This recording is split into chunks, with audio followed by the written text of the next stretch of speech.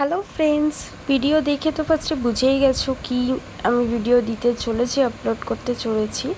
তো এটাই হচ্ছে আমার আজকের ভিডিও। অনেক দিন ধরেই ভাবছিলাম দেবো দিতে পারিনি। সো দেখতেই পাচ্ছ আজকে আমার বুকিং ছিল ব্রাইডের। আমার ব্রাইড দূর থেকে আসছে, অনেকক্ষণ ওয়েট করতে হয়েছে, একদমই টাইম মতো আসেনি আমার ব্রাইড। কিন্তু আমার ব্রাইডটা ভীষণ সুইট ছিল, ভীষণই ভালো ছিল, এত ভালো বিহেভিয়ার ছিল না, মানে দারুণ ছিল। এইটা পাওয়াটা আমাদের কাছে অনেকটাই, তাই জন্যই বলা যে এত ভালো ছিল। এখন কোনো আমাদের রকম ব্রাইড রেকমেন্ড এসছে ছিল না ও। তো দিদি দিব্যা দি, তাই তো নাম ঠিক বলেছি? দিদি কেমন লুকটা চাও আমাকে বলো, আজকের ব্রাইডের লুকটা। তুমি যেরকম তোমার যেটা ভালো মনে হয় তুমি করে দেবে। আমার এখন সত্যি কোনো ডিমান্ড নেই, সেটা তুমি জানো ভালো করে। ওকে, এর আগেও বলেছি, ফোন করেও বলেছি, আর তুমি তো জানোই কতটা সমস্যা করতে হলো। একদম সমস্যা নিয়ে অত ভাবতে হবে না, এখন যেটা হয়েছে হয়েছে। হ্যাঁ, একটু শুধু আমার লিপটা বোল্ড লাগবে আর চোখটা তুমি তোমার মতন করে দিলে বাকি ওকে। এই যে তুমি আমার কাছে পুরো ছেড়ে দিলে, এটা অনেক বড় পাওয়া ক্লায়েন্টের থেকে। ফোনেই তোমাকে বলেছি সামনে একদম।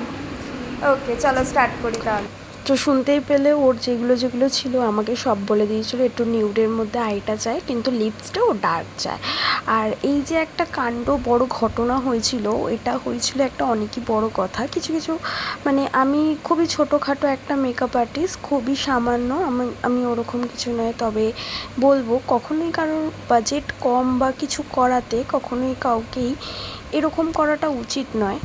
একজন তার নিজের স্পেশাল দিনে, নিজের স্পেশাল ডেতে সুন্দর করে সাজতে চায়, তার সামর্থ্য অনুযায়ী সে যার ফটো দেখে বা যে মেকআপ আর্টিস্টের ফটো দেখে তাকে তার জন্য বুক করে, সেখানে বলে দেওয়া হয় আমি যাব, কিন্তু পরে ভালো কাজ পেয়ে গিয়ে সেই কম বাজেটের বাজেট বলে সেই ক্লায়েন্টকে না করে দিয়ে অন্য কাউকে পাঠানো ভালো, অসুবিধা নেই, কারোর সমস্যা হতেই পারে, সে নাই আসতে পারে।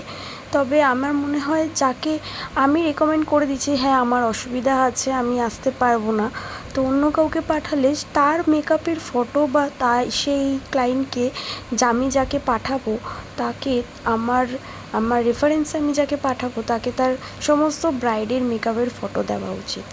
ওর সাথে এটাই হয়, ও যাকে বুক করে সে প্রথমে বুক নিয়ে নেয়, কিন্তু পরে ওকে বলে ওর কোনো একটা প্রবলেমের জন্য ওর মেকআপ করতে আসতে পারবে না, ও একজনকে পাঠিয়ে দেবে।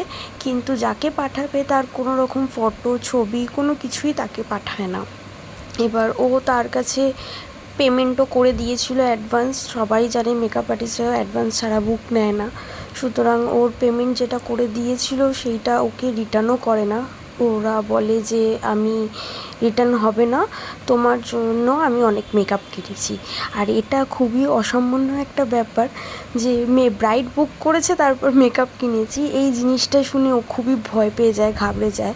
তারপরে ও আমার একটা চেনা দিদির থেকে আমার নাম্বার পেয়ে ও আমাকে বলাতে ও আমাকে বুক করেছে। ইভেন আমি কম নিয়েছি, এটা হয়তো শুনলে অনেকেই আবার কমেন্ট করবে যে তোমাদের জন্যই আমাদের বাজেট কমে যাচ্ছে, আমাদেরকে বলছে মেকআপের এত কম কেন নিয়েছে, হ্যান ত্যান কেন নিচ্ছ, অনেক কিছুই হয়তো অনেকে বলবে।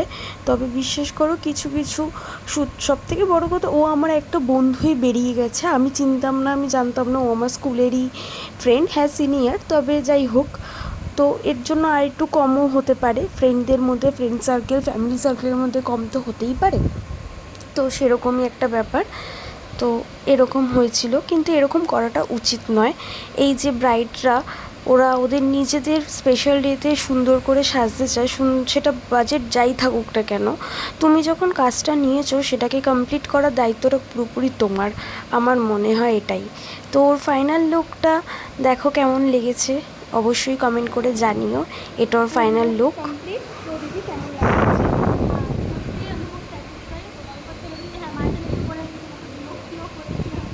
ক্যামেরাটা অ্যাকচুয়ালি খুব ডিস্টার্ব করছিল, আমার ফোনটা সুইচ অফ হয়ে যাওয়ায় আমার সাথে যে গেছিলো তার ফোন দিয়ে ভিডিও করেছি, তাই একটু হেজিও দেখতে পাচ্ছ তোমরা। তো ও এখানে বলছিল খুব ভালো লেগেছে, তোমরা সামনে শুনতেই পেয়েছো, স্যাটিসফাইড কথাটা শুনতেই পেয়েছো। আর ও এখানে বলছিল আমি লেন্স পরতে পারি না, আজকে লেন্স পরেছি, এর জন্য খুব খুশি হয়েছি।